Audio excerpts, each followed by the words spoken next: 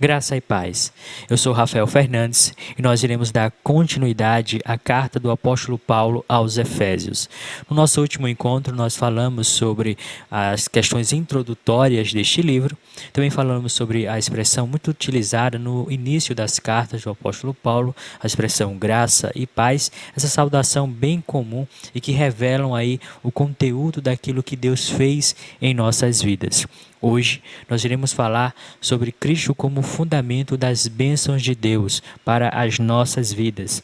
Iremos ver os versículos 3 até o versículo 5 deste parágrafo que corresponde do versículo 3 ao versículo 14. E diz assim o texto: Bendito o Deus e Pai de nosso Senhor Jesus Cristo, que nos tem abençoado com toda sorte de bênção espiritual nas regiões celestiais em Cristo, assim como nos escolheu nele antes da fundação do mundo, para sermos santos e irrepreensíveis perante ele, e em amor nos predestinou para ele, para a adoção de filhos, por meio de Jesus Cristo, segundo o beneplácito de sua vontade. Que Deus ele aplique, queridos irmãos, a sua palavra em nosso coração.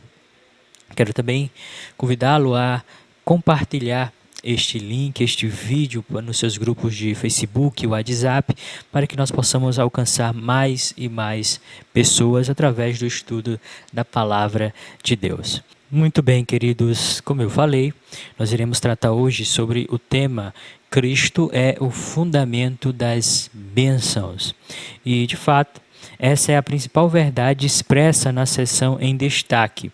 O Will Wisby, ele vai dizer o seguinte, que Deus ele nos tornou ricos em Cristo Jesus. Quando nascemos de novo e passamos a fazer parte da família de Deus, nós nascemos ricos. Por meio de Cristo, temos parte nas riquezas da graça de Deus. Sendo assim, Cristo é de fato o fundamento das bênçãos derramadas por Deus em nossas vidas. E isso fica claro, né, em todo este capítulo, né, principalmente este parágrafo que nós acabamos de ver, né, na seção em destaque.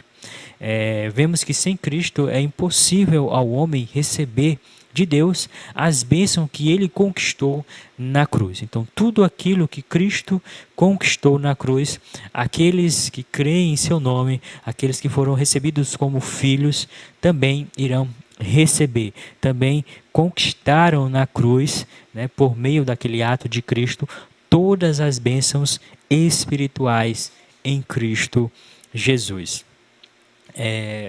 As bênçãos de Deus, elas devem produzir em nós gratidão, alegria e humildade. É interessante vermos isso porque o apóstolo Paulo ele derrama sua alma em adoração e louvor pelas bênçãos de Deus sobre a igreja. E essas bênçãos então devem produzir justamente esses três aspectos que nós acabamos de ler: gratidão, né? Nós não merecíamos, mas Deus ele foi gracioso, ele nos concedeu essa bênção maravilhosa da salvação. Isso também nos traz alegria, porque quando nós enxergamos que nós éramos miseráveis, pecadores, que merecíamos o inferno, então nós somos acometidos de medo, de temor, de tristeza, porque sabemos que não há uma solução a não ser Cristo Jesus. Então, o fato daquele ato na cruz nos enche de alegria e também nos deve encher de humildade. Sim, por que humildade?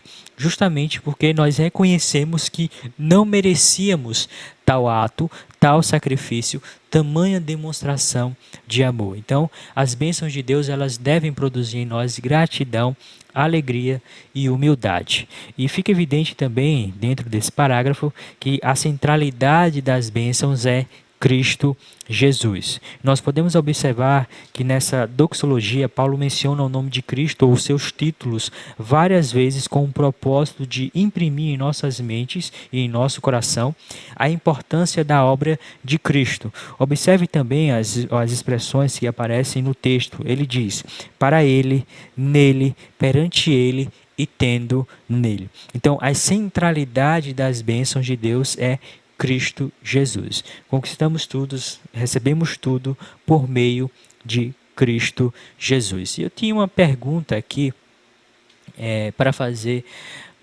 para você. Qual é, então, a maior bênção de Deus em nossas vidas? Quando nós lemos, então, esse parágrafo, vimos que há uma centralidade, a centralidade das bênçãos é Cristo Jesus, é por isso que ele vai usar a expressão para ele, nele, perante ele, tendo nele, mostrando que a centralidade é Cristo, né? Mas qual é então a maior bênção de Deus? Fica claro também no texto que a maior bênção de Deus é justamente Cristo Jesus. Cristo é a maior bênção de Deus para as nossas vidas. Do início ao fim, nós temos a obra dele sendo feita em nós e por meio de nós, onde os resultados, né, ou o resultado final, não é para nós, mas para a glória dele. Stott vai dizer o seguinte: a esfera dentro da qual a bênção é outorgada e recebida é o Senhor Jesus Cristo. Isso significa que não podemos, queridos irmãos, receber as bênçãos sem antes recebermos a Cristo, sendo Ele mesmo a maior de todas as bênçãos, ou a principal de todas as bênçãos que nós recebemos de Deus. Então, nós não podemos de forma nenhuma receber as bênçãos sem receber a Cristo. E isso é interessante porque muitas vezes, e isso acontece muito, nós queremos, né, o milagre do santo, mas nós não queremos o santo. E aplicando aqui, nós queremos os milagres de Cristo. Nós queremos que Deus ele venha agir em nossa vida, mas nós não queremos servi-lo, nós não queremos a Cristo. Então, existe essa dificuldade muitas vezes quando fala-se das bênçãos de Deus. Nós queremos as bênçãos, mas nós não queremos a Cristo, porque querer a Cristo implica em obediência, em uma vida santa, em uma vida de temor, uma vida de submissão ao Senhor. Então, nós precisamos sempre lembrar disso, porque as bênçãos, elas não são somente materiais. As bênçãos, elas são também bênçãos espirituais. E essas bênçãos visam justamente retirar o homem do estado de pecado. Na igreja atual nós temos visto, né, uma crescente busca pela teologia da prosperidade. Muitas pessoas elas vão a Cristo pelos motivos errados. Elas não vão a Cristo porque Ele pode salvar. Elas vão a Cristo porque elas querem uma casa, querem um carro, querem um casamento, querem uma cura. Mas elas não vão até Ele porque reconhece que Ele é o seu Senhor, que Ele é o seu Salvador. Então nós precisamos também analisar qual o motivo, né, nos levou ou tem nos levado a Cristo. E isso não é de hoje. Olha só o que é que João registra no seu Evangelho. João capítulo 6, versículo 26 diz o seguinte: em verdade vos digo, vós me procurais não porque vistes sinais, mas porque comeste dos pães e vos fartastes. Então, aquelas pessoas estavam procurando a Cristo pelos motivos errados.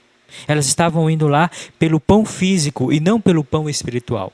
Elas estavam indo lá pelas bênçãos materiais e não pelas bênçãos espirituais. Então, muitas vezes nós vemos igrejas, né, com muitas e muitas pessoas, onde a busca lá não é pelas questões espirituais, não é com os olhos na eternidade, mas são por questões materiais e com os olhos aqui nessa terra. Né? O que é que Deus pode me dar para eu ter um conforto, né, aqui nessa terra? Então, nós precisamos analisar o porquê nós estamos buscando a Cristo. Algumas pessoas chegam a dizer que muitas pessoas buscam a Cristo pelo motivo errado e acabam encontrando a Cristo, mas nós precisamos buscar a Cristo pelo motivo certo. Nós não podemos também incentivar as pessoas a buscarem a Cristo pelo caminho errado, pela via errada. Assim, olha, eu prometo algo para que aquela pessoa se iluda e venha para a igreja e depois, né, eu vou ali ensinando o evangelho. Não, nós precisamos anunciar o verdadeiro evangelho. Nós precisamos mostrar o verdadeiro Cristo, né? Não fazer dele um negócio na nossa igreja, para atrair as pessoas, para atrair multidões.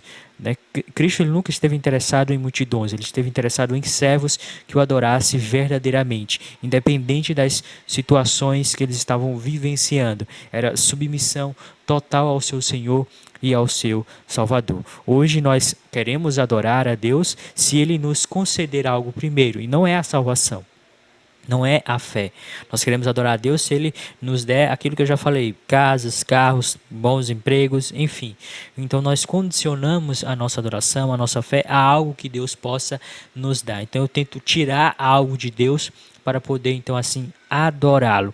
Então nós precisamos ter muito cuidado com isso. Por bênçãos espirituais, entendemos então todas as ações divinas feitas para retirar o homem do estado de pecado, né? O homem, ele estava em estado de pecado e Deus então agiu, derramou sua bênção espiritual, suas bênçãos espirituais para nos retirar dessa condição de pecador, né? E quais seriam essas bênçãos, né? Deus enviou a sua graça, Deus enviou a sua misericórdia, Deus nos concedeu a sua bondade e também o plano de redenção e salvação. E Paulo então nos convida a olhar para as bênçãos celestiais, né? Ou seja, olhar para o alto, né? Para as bênçãos do alto e não apenas fixar os nossos olhos aqui na terra. Paulo, ele talvez tenha feito isso para fazer um contraste entre o Antigo e o Novo Testamento, onde muitas das bênçãos, né, no Antigo Testamento eram bênçãos materiais. Nós vemos que Deus de fato abençoava o seu povo e abençoa, né, continua abençoando o seu povo, mas muitas vezes nós estamos, né, buscando apenas Cristo pelas bênçãos materiais. E um dos exemplos mais significativos em relação às bênçãos materiais, né, se encontra em Deuteronômio capítulo 28, né, do versículo 1 ao versículo 14. Este parágrafo trata sobre as bênçãos, né, decorrentes da obediência. Deus diz que vai abençoar o povo se ele obedecer, mas logo na sequência Deus também traz as maldições decorrentes da desobediência. Então, da mesma forma que eu obedeço e recebo as bênçãos, né, quando eu desobedeço, então eu também sou passível das punições, do castigo de Deus. E é interessante isso também porque a palavra do Senhor nos diz que nós devemos buscar a Deus em primeiro lugar e todas as coisas vos serão acrescentadas. Então, existe aí uma questão de prioridade, né? Deus disse que se eu o buscar, Ele tem prazer em abençoar. Então eu busco a Deus, né, e Ele me abençoa. Só que nós temos feito o caminho inverso. Nós buscamos as bênçãos e esperamos que Deus nos abençoe. Nós queremos primeiro as bênçãos para depois querer ou aceitar a Deus. Então nós temos investido aí as questões. Sem contar também que nós não devemos buscar a Deus somente porque Ele pode nos abençoar, mas sim porque Ele é o nosso Senhor e o nosso Salvador. Então é por isso que nós o buscamos, não porque eu quero algo de Deus, não porque eu sei que se eu obedecê-lo Ele vai me abençoar, Ele vai me livrar de várias situações, vários problemas, mas eu devo adorá-lo porque Ele é o Senhor, porque Ele é Deus, porque fora dele não existe vida, fora dele não existe propósito. Quando nós entendemos que nós fomos criados para adorá-lo, então tudo mais passa a ser secundário. Existem outras coisas importantes? Existem, mas Deus é a prioridade maior da nossa vida. Adorá-lo, né, é o que torna a nossa vida verdadeira, eficaz, né, tem um propósito maior. Então todas as outras coisas tornam-se então secundárias, porque nós agora vamos olhar somente para o alto, para o autor e consumador da nossa fé.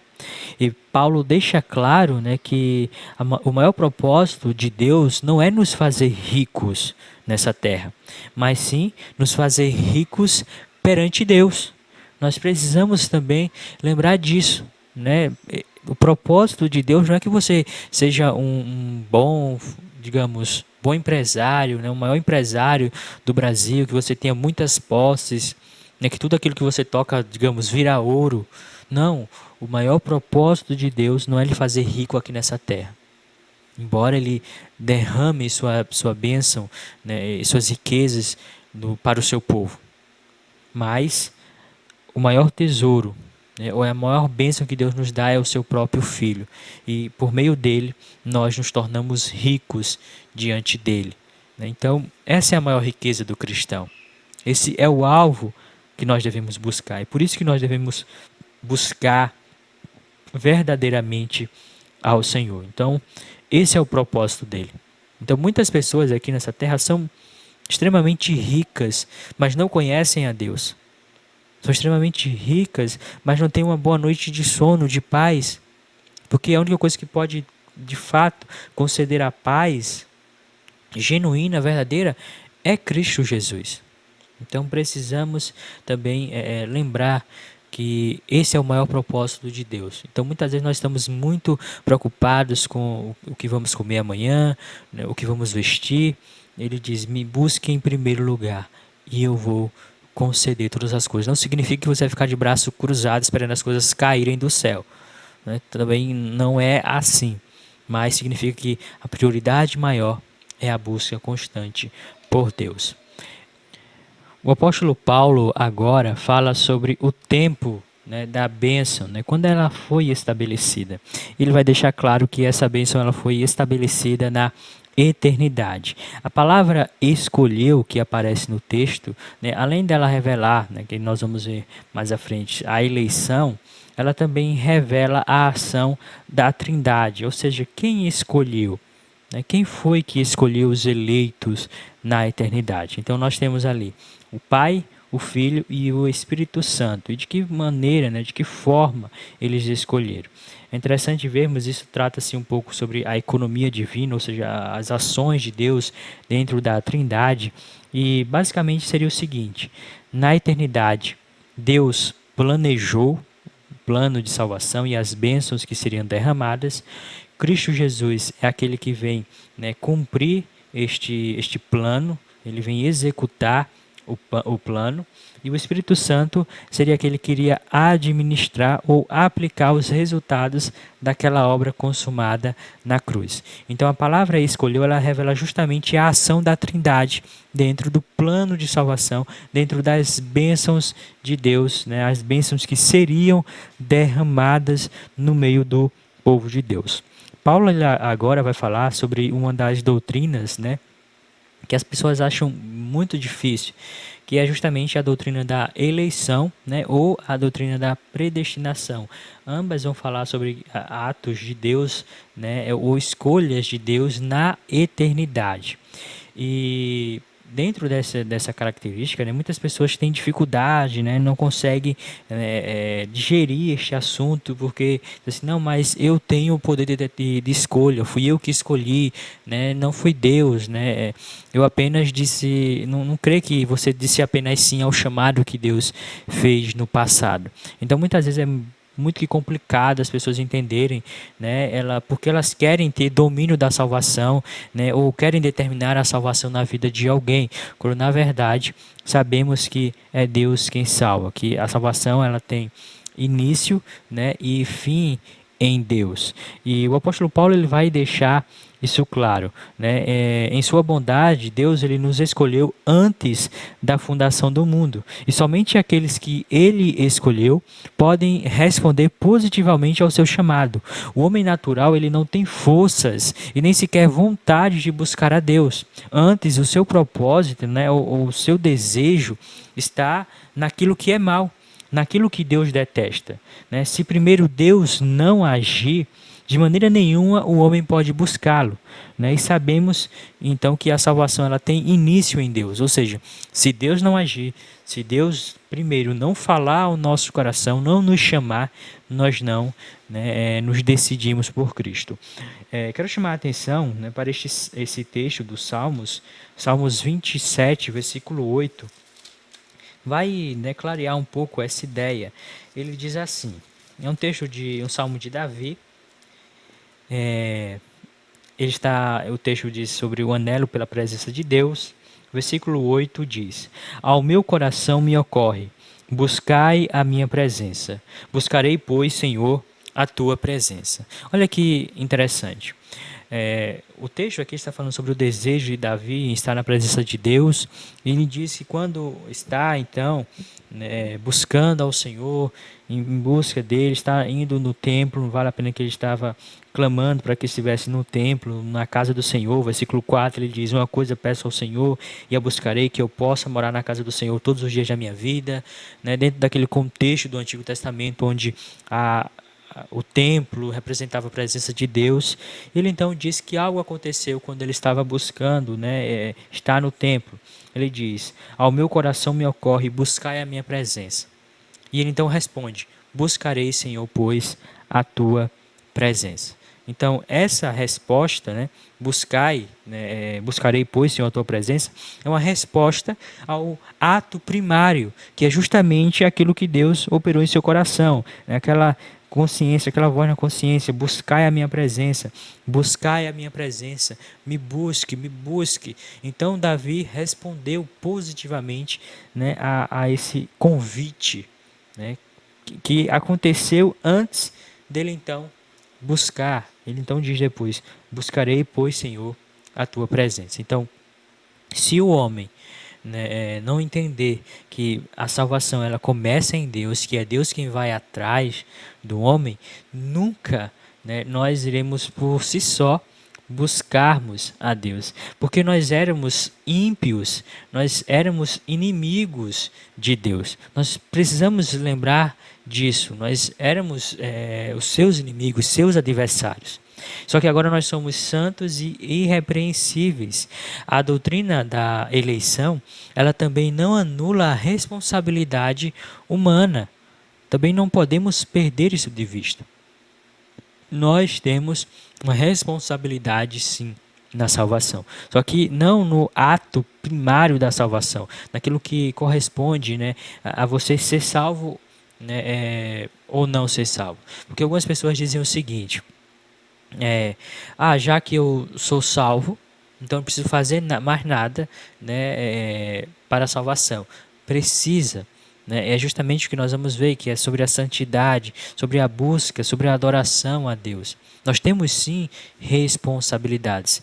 E ainda voltando sobre a ideia de Deus vir primeiro ao nosso encontro, né, para podermos então responder positivamente ao seu chamado, basta apenas lembrar o que aconteceu depois da queda. O texto vai dizer lá em Gênesis capítulo 3 que imediatamente após a queda o homem se escondeu. O homem se privou da face de Deus. Então, ele começa a fugir. E Deus vem e pergunta onde é que está o homem. Aí o Adão diz, né, eu vi que o Senhor estava vindo, porque estava nu, tive medo e me escondi. Então, o homem foge de Deus após o pecado. Ele não vai ao encontro de Deus. Temos sempre o homem fugindo e Deus vindo ao encontro do homem para salvá-lo, para resgatá-lo, né? E dando todos os meios necessários, né? Deus sacrifica um animal para cobrir o pecado do homem. Então vemos sempre Deus agindo em prol do homem após o pecado. Se Deus não agir, né, o homem continua mergulhado em pecado. Então, a doutrina da eleição ela não anula a responsabilidade humana. Nós precisamos buscar. Precisamos nos santificar a cada dia. Escolhemos a Deus livremente, mas porque primeiro Ele nos escolheu. Nossa resposta positiva ao chamado de Deus é apenas a confirmação do eterno decreto de Deus. Olha o que é que diz João, capítulo 6, versículo 37. Todo aquele que o Pai me dá, esse virá a mim, e o que vem a mim, de modo nenhum o lançarei fora. Deus ele nos escolheu e nos fez seus filhos, sendo Cristo o primogênito dentre muitos irmãos. Então, queridos, nossa resposta, né, positiva ao chamado de Deus é apenas porque na eternidade Ele nos escolheu. Né? Cristo deixou isso claro em João capítulo 6, versículo 37. Então, queridos, nós não somos chamados, né, para viver uma vida de pecado. Nós temos uma responsabilidade humana. Nós somos chamados para crescer em santidade. Nós precisamos entender que a doutrina da eleição não permite ao cristão uma vida em harmonia com o pecado. De forma nenhuma, nós temos que abandonar o pecado, temos que fugir do pecado e crescer cada vez mais em santidade. O apóstolo Paulo vai dizer, quando ele escreve aos Filipenses, que nós devemos prosseguir, prosseguir para o alvo, para o prêmio da soberana vocação de Deus em Cristo Jesus. Ele diz, não que eu já tenha alcançado a perfeição, mas prossigo para alcançá-la. Então, nós precisamos buscar, né, a perfeição que vem de Deus e não viver uma vida de pecado. A segurança, né, do decreto eterno não é uma licença para o pecado. Nós não podemos viver em pecado. O apóstolo Paulo, quando ele escreve aos Romanos, ele diz o seguinte, no versículo 1 e versículo 2. Olha que interessante. Livres do pecado pela graça. Que diremos, pois? Permaneceremos no pecado para que seja a graça mais abundante? De modo nenhum. Como viveremos ainda no pecado, nós os que para ele morremos?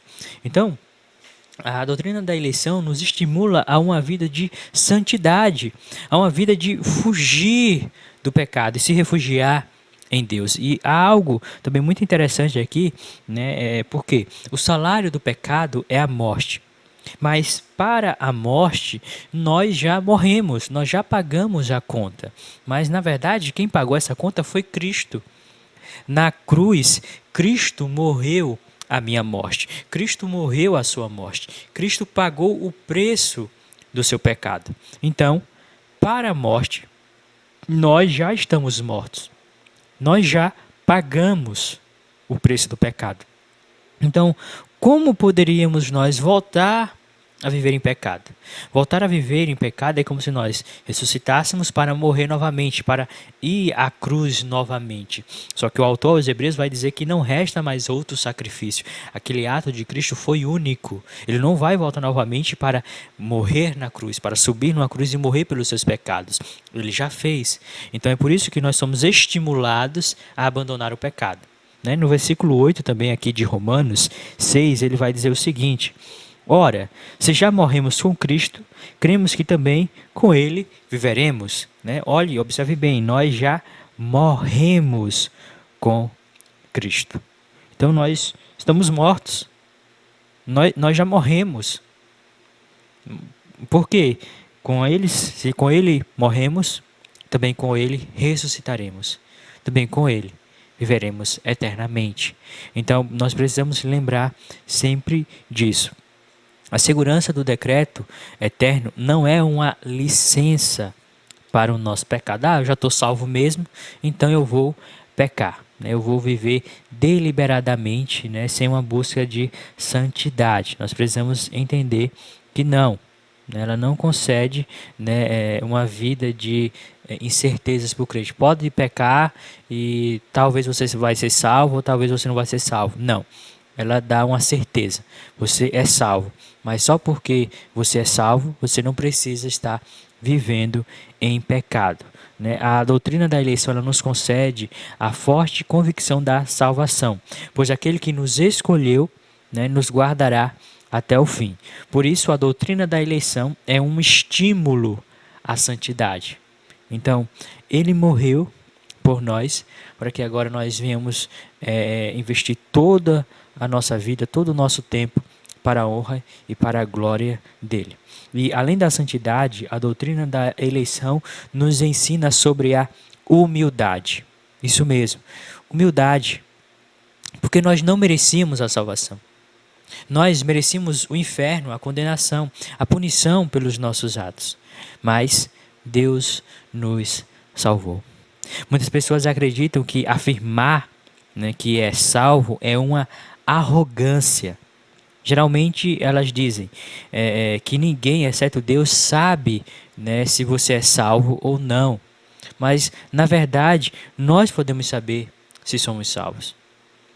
Os frutos evidenciam se nós somos salvos ou não. A nossa própria consciência também atesta se somos salvos ou não.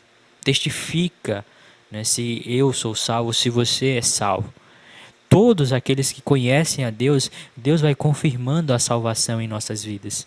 Então, nós somos inclinados a viver uma vida de santidade, não para alcançar a salvação, mas porque nós já fomos alcançados por ela. Nós já fomos alcançados pela salvação. A eleição nos faz enxergar a nossa incapacidade e nos lança nos braços de Cristo Jesus. Então eu sou salvo não porque eu sou uma pessoa boa, mas sim porque Cristo morreu em meu lugar. Mas sim porque Deus foi bondoso e estendeu a mão a um pobre pecador como eu. Então isso é humildade, não é arrogância. Então, quando um cristão diz, eu sou salvo, ele está dizendo, né, que é humilde, porque ele depende de Deus. Ele depende da vontade de Deus para salvar a sua vida. Outra coisa muito interessante também, né, da doutrina da eleição é a onisciência de Deus. O eleito não é aquele em quem Deus previu fé. Não é porque Deus, assim, né, a onisciência diz respeito ao fato de Deus conhecer todas as coisas, do passado, do presente e do futuro. Então, né, aqueles que acreditam que a eleição, né, Deus escolheu aqueles que teriam fé, porque Deus olhou no futuro e disse assim, eita, aquela pessoa ali vai ter fé. Então eu vou escolher ele para ser da minha igreja, né, para ser fazer parte do corpo de Cristo. Não, não é porque Deus previu a fé, é porque ele determinou a salvação. Ele decretou a salvação. Somente ele tem um poder, né, decretivo. Somente ele determina quem será salvo e quem não será salvo. Não é porque se na eternidade aquela pessoa vai passar por isso e depois dessa experiência ela vai acreditar que Deus existe. Aí eu vou escolher. Não. Então seria o evangelho, o cristianismo seria uma total enganação. Não seria baseado na verdade e no decreto de Deus, mas seria baseado no fato de Deus ter informações privilegiadas acerca de uma pessoa. Mas sabemos que não é assim, né? Foi Deus quem determinou a salvação, foi Ele quem mesmo escolheu e nos declarou justo. Aquele que Deus declarou justo, esse será salvo. Bem, nós temos algumas questões para serem analisadas em relação à doutrina da eleição. Primeiro, tudo aquilo que nós necessitamos para a salvação vem de Deus. E a fé, né, que é o, digamos assim, um pré-requisito básico para a salvação, é um dom de Deus. Então, não é mérito nosso. Né? Se Deus não nos conceder a fé verdadeira, a fé genuína, nós não seremos salvos. Aí as pessoas podem dizer assim, não, mas qual é a fé genuína? Qual é a fé verdadeira? É aquela fé direcionada a Deus, aquela fé que busca em Deus de fato a salvação, que espera nele a salvação. Por exemplo, tem pessoas que têm fé que um dia vai ganhar na Mega Sena. Ela joga na Mega Sena, joga em qualquer outro jogo de sorte, diz assim, eu tenho fé que um dia eu vou ganhar. Então esse é um tipo de fé. Mas a fé, né, necessária para a salvação, que é um pré-requisito básico para a salvação, vem de Deus. Se Deus não agir, o homem ele não tem essa fé genuína, essa fé verdadeira. O homem não pode produzir a fé por si só. Nosso coração é mau, nosso coração é obstinado, geralmente faz aquilo que Deus odeia. Então nós não temos a capacidade de produzir o pré-requisito básico para a nossa salvação. Uma outra questão é que, em relação à eleição, é que ele decretou a nossa salvação. Ele não nos escolheu porque sabia que iríamos crer. Como nós falamos sobre a questão da onisciência. Se Deus primeiro ele não agir e colocar a fé em nossos corações, nunca o homem teria fé em Deus. Ele teria fé em todas as outras coisas, menos em Deus. O homem ele não consegue mais olhar para Deus e direcionar a adoração a Deus. Ele sempre vai condicionar a sua adoração à criatura. Por isso que o homem adora as obras das suas mãos, porque ele não consegue mais adorar a Deus. Então, se Deus não agir primeiro, se Deus não decretar a salvação, nunca iremos sair da condição de pecadores. É por isso que muitas vezes nós olhamos para uma pessoa e dizemos assim, mas por que aquela pessoa não se convence da verdade do Evangelho? Muitas vezes é porque simplesmente ou ainda não chegou o tempo dela ser salva, ou porque ela nunca vai ter fé em Deus, porque Deus não a escolheu. E Deus é injusto em fazer isso? Não, a palavra dele vai dizer que não é. Até os eleitos, né, aqueles que serão salvos, né, eles não mereciam, nós não merecíamos, eu não merecia. É por isso que se chama graça, porque é um favor imerecido. Todos nós estávamos debaixo da mesma condição, mas Deus foi lá e escolheu, né, algumas maçãs podres para fazer parte, né, da sua igreja. Então, foi Ele quem decretou a salvação. Uma outra questão bem importante sobre a eleição é que a justiça de Cristo é a base da eleição. O apóstolo Paulo, quando ele escreve aos Romanos, capítulo 13, ele vai dizer que Cristo ele é o justo e o justificador. Então, a base, né, da nossa justiça é Cristo Jesus. Né? Então, tudo aquilo que ele conquistou na cruz, toda a sua vida é aplicada a nós. Então agora nós somos justos por causa do ato do único justo, Cristo Jesus. Não podemos nos esquecer que, por meio da injustiça de um homem, todos nós nos tornamos pecadores. E por meio da justiça de um único homem também, nós agora temos livre acesso ao Pai. Nós somos agora também chamados filhos de Deus. E por último, ela não anula a responsabilidade humana. Talvez essa seja a mais difícil de entender. Como Deus nos salva, mas ainda assim temos parte na salvação por meio da nossa responsabilidade. Em resposta à questão número 4, devemos analisar que, primeiro, Deus ele nos livra do peso e da culpa do pecado.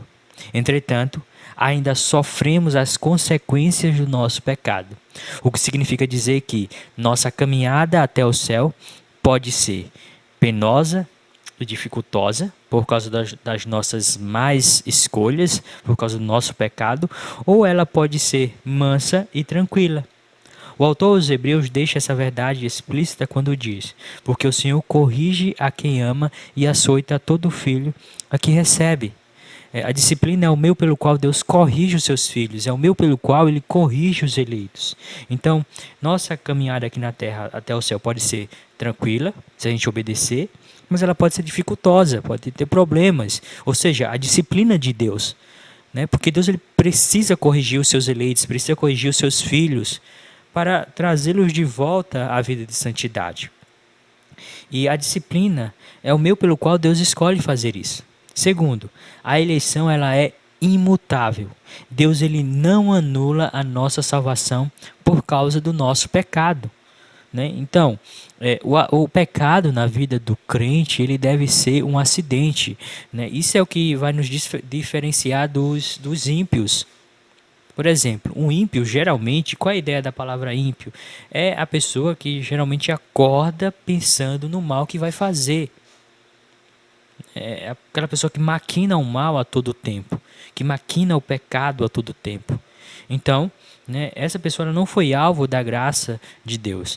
Os eleitos, né, embora em alguns momentos venham cair, eles não perdem a salvação. Né, eles já estão salvos, já estão garantidos em Cristo Jesus. Então Deus ele não anula a nossa salvação por causa dos nossos pecados, mas nós sofremos as consequências do pecado. A disciplina, talvez seja esse tema da disciplina também é algo que as pessoas não querem mais hoje. Nós queremos ser os eleitos, mas nós não queremos as disciplinas por causa do pecado. Então, se você não quer a disciplina, então se refugie na santidade, busque uma vida de santidade ao Senhor. Porque o mesmo Deus que nos escolheu, né, que nos escolheu no passado, é o Deus que providenciou os meios para nos sustentar na salvação.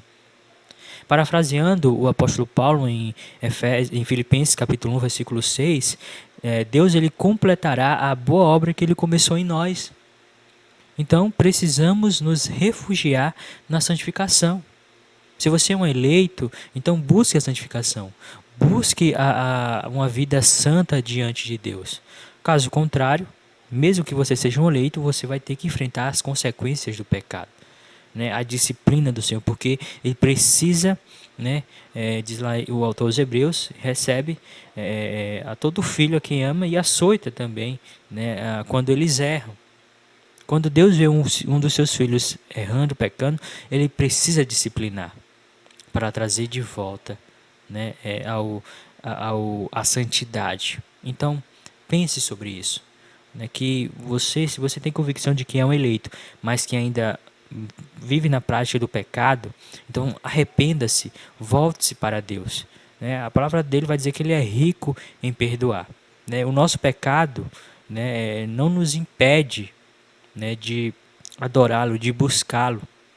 Se nós formos um eleito verdadeiramente, nós vamos ter muitas dificuldades. Vamos até, em alguns momentos, até nos afastar da igreja, nos afastar do povo dele, mas se você é um eleito, o seu pecado não pode lhe afastar de Deus, né? Ele vai lhe afastar temporariamente, mas você vai voltar, né? Por meio da disciplina.